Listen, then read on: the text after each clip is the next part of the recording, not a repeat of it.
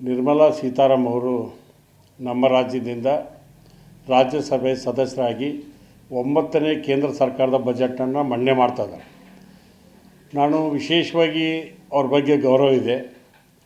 ಪ್ರಧಾನಮಂತ್ರಿ ನರೇಂದ್ರ ಮೋದಿಯವರು, ಅದೇ ರೀತಿಯಾಗಿ ಕೇಂದ್ರ ಸಚಿವರಾದಂಥ ಸನ್ಮಾನ್ಯ ಪ್ರಹ್ಲಾದ್ ಜೋಶಿ ಸಾಹೇಬರು ಈ ಭಾಗದ ಎಲ್ಲ ಸಮಸ್ಯೆಗಳನ್ನು ಅವ್ರ ಗಮನಕ್ಕೆ ತಂದಾರಂತ ನಾನು ತಿಳ್ಕೊಂಡೇನೆ.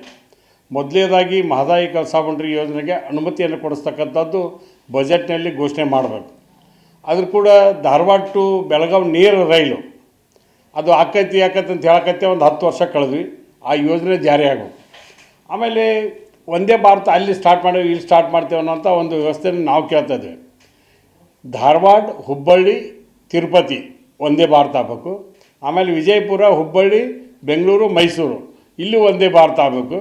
ಮತ್ತು ನವಲಗುಂದ ಬೈಪಾಸ್ ನಮ್ಮ ಕ್ಷೇತ್ರದ್ದು ಅದು ಮಂಜೂರಾಗಿದೆ, ಎಲ್ಲಾಗಿದೆ. ಇನ್ನೂ ಕಾಮಗಾರಿ ಕೂಡ ಸ್ಟಾರ್ಟ್ ಆಗಲಿಲ್ಲ. ಅದನ್ನು ಈ ಬಜೆಟ್ನಲ್ಲಿ ಘೋಷಣೆ ಮಾಡ್ಬೇಕಂತ ತಿಳ್ಕೊಂಡು ಹೇಳಿ ಹಕ್ಕೊತ್ತಾಯವನ್ನು ಮಾಡ್ತೀವಿ. ಆಮೇಲೆ ಹುಬ್ಬಳ್ಳಿ ಕಾರವಾರ ರಾಷ್ಟ್ರೀಯ ಹೆದ್ದಾರಿ ಅದು ಬರೀ ಫಾರೆಸ್ಟ್ ಕ್ಲಿಯರೆನ್ಸ್ ಆಗಲಿಲ್ಲ, ಇದಾಗಲಿಲ್ಲ ಅಂತ ಬರೀ ಕೊಂಟು ನೆಪ ಹೇಳ್ಕೊತ ಹೋದ್ರಾಗೋದಿಲ್ಲ. ಫಾರೆಸ್ಟ್ ಕೂಡ ಕೇಂದ್ರ ಸರ್ಕಾರದ ಅಧೀನದಲ್ಲಿ ಇರ್ತಕ್ಕಂಥ ವ್ಯವಸ್ಥೆ ಇದ್ದರೆ ಅದನ್ನು ಕೂಡಲೇ ಕೂಡ ಮಂಜೂರು ಮಾಡಬೇಕಂತ ಒತ್ತಾಯ ಮಾಡ್ತೇನೆ. ಹುಬ್ಬಳ್ಳಿ ವಿಜಯಪುರ ಹೊಯ ನವಲಗುಂದ ಹೋಗ್ತಕ್ಕಂಥದ್ದು ಅದಕ್ಕೂ ಕೂಡ ಈಗ ರಾಷ್ಟ್ರೀಯ ಹೆದ್ದಾರಿ ಇದ್ದದನ್ನು ಅಪ್ಗ್ರೇಡ್ ಮಾಡಿ ಅದು 6 ಲೈನ್ ಮಾಡ್ಬೇಕಂತ ತಿಳ್ಕೊಂಡು ಹೇಳಿ ಈಗಾಗಲೇ ಪ್ರಪೋಸಲ್ ಮೂವ್ ಆಗಿದೆ. ಅದು ಕೂಡ ಈ ಬಜೆಟ್ನಲ್ಲಿ ಘೋಷಣೆ ಆಗಬೇಕು ಅನ್ನೋಂಥ ವಿಚಾರ ಹೇಳಿ, ಭಾಳ ಪ್ರಮುಖವಾದದ್ದು ಉತ್ತರ ಕರ್ನಾಟಕದ್ದು ಕೃಷ್ಣಾ ಏನು ನಮ್ಮ ನೀರಾವರಿ ಯೋಜನೆ ಇದೆ, ಈ ಯೋಜನೆಯನ್ನು ರಾಷ್ಟ್ರೀಯ ಯೋಜನೆಯನ್ನಾಗಿ ಘೋಷಣೆ ಮಾಡಬೇಕು. ಇವತ್ತು ರಾಜ್ಯದ ಯೋಜನೆಗಳಾದಂಥ ಮಹದಾಯಿ ಕಳಸಾ ಬಂಡೂರಿ ಕೃಷ್ಣಾ ಅಧೀನದಲ್ಲೇ ಬರ್ತಾವೆ. ಅದು ಕೂಡ ನಮ್ಮ ಮೇಕೆದಾಟು ಇರ್ಬೋದು, ಇಂಥ ಹಲವಾರು ಸಮಸ್ಯೆ, ಕಾವೇರಿ ಮತ್ತು ಕೃಷ್ಣ 2 ಕಣ್ಣುಗಳಿದ್ದಂಗೆ.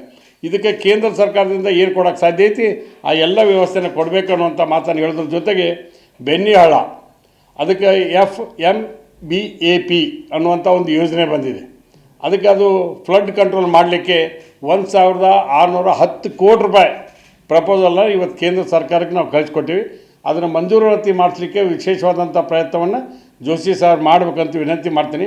ಆಮೇಲೆ ರಾಜ್ಯದಾಗಿರ್ತಕ್ಕಂಥ ಎಲ್ಲ ಹಳ್ಳಿಗಳು ಇವತ್ತೆಲ್ಲ ಫ್ಲಡ್ ಆಗಿ ಏನಾಗ್ಬಿಟ್ಟಾವ ಅಂದರೆ ಆಜುಬಾಜು ಇರ್ತಕ್ಕಂಥ ಸಾವಿರಾರು ಎಕರೆಗಳು ಇವತ್ತು ಬೆಳೆ ಹಾನಿಯನ್ನು ಆಗ್ತಕ್ಕಂಥದ್ದು, ಗ್ರಾಮಗಳು ಹಾನಿ ಆಗ್ತಕ್ಕಂಥದ್ದು ಐತಿ. ಅದಕ್ಕೊಂದು ವಿಶೇಷ ಯೋಜನೆಯನ್ನು ರೂಪಿಸಬೇಕು. ನಮ್ಮ ಉತ್ತರ ಕರ್ನಾಟಕದ ಪ್ರಮುಖ ಮಲಪ್ರಭಾ ಯೋಜನೆ ಏನಿದೆ ಅದಕ್ಕೆ ಕೇಂದ್ರ ಸರ್ಕಾರಕ್ಕೆ ನಾವು ಪ್ರಸ್ತಾವನೆ ಕಳಿಸ್ತೀವಿ. 3110 ಕೋಟಿ. ಅದು ಎಷ್ಟು ಕ್ಷೇತ್ರ ಒಳಗಂದ್ರೆ ನವಲಗುಂದ, ನರಗುಂದ, ಬಾದಾಮಿ ಮತ್ತು ರಾಮದುರ್ಗ ಆ ಇಷ್ಟು ಯೋಜನೆಗೆ ಅದಕ್ಕೊಂದು ERM 3 ಅಂತ ಕಳಿಸ್ತೀವಿ. ಅದಕ್ಕೂ ಕೂಡ ಅನುಮತಿ ಕೊಡಬೇಕು. ಈ ಬಜೆಟ್ನಲ್ಲಿ ಈ ಉತ್ತರ ಕರ್ನಾಟಕ ಜನರಿಗೆ ಭಾಳ ನಿರೀಕ್ಷೆ ಇದೆ, ಕೇಂದ್ರ ಸರ್ಕಾರ ಏನು ಕೊಡ್ಬೋದು ಅಂತೇಳಿ. ಆಮೇಲೆ ಕಳೆದ ಬಾರಿ ಅಪ್ಪರ್ ತುಂಗಾ ಪ್ರಾಜೆಕ್ಟಿಗೆ 5300 ಕೋಟಿ ಘೋಷಣೆ ಮಾಡಿದ್ರು ಬಜೆಟ್ನಾಗ. ಅದು ಕೇಂದ್ರ ಸರ್ಕಾರ ಘೋಷಣೆ ಮಾಡ್ತಂತ ಕೊನೆಗೆ ರಾಜ್ಯ ಸರ್ಕಾರನೂ ಬಜೆಟ್ನಾಗ ಘೋಷಣೆ ಮಾಡ್ತವೆ. ಇಲ್ಲಿವರೆಗೂ ₹1 ಬಂದಿಲ್ಲ. ನಮ್ಮ JJM ದುಡ್ಡು ಇರ್ಬೋದು, ರಾಜ್ಯ ಸರ್ಕಾರಕ್ಕೆ ಇವತ್ತು ನಾವು ₹100 ತೆರಿಗೆ ತುಂಬಿದ್ರೆ ಕೇವಲ ₹13 ಕೊಡ್ತೀರಿ. ಅದನ್ನು ಹೆಚ್ಚಿಸ್ತಕ್ಕಂಥದ್ದು ಬೇರೆ ರಾಜ್ಯಗಳಿಗೆ ಹೆಂಗೆ ಹೆಚ್ಚಿಕೊಟ್ರಿ ನಮಗೂ ಕೊಡ್ರಿ. ಅದಕ್ಕೆ ಈ ಒತ್ತಾಯವನ್ನು ಹಕ್ಕೊತ್ತಾಯವನ್ನು ಮಾಡ್ತೀನಿ.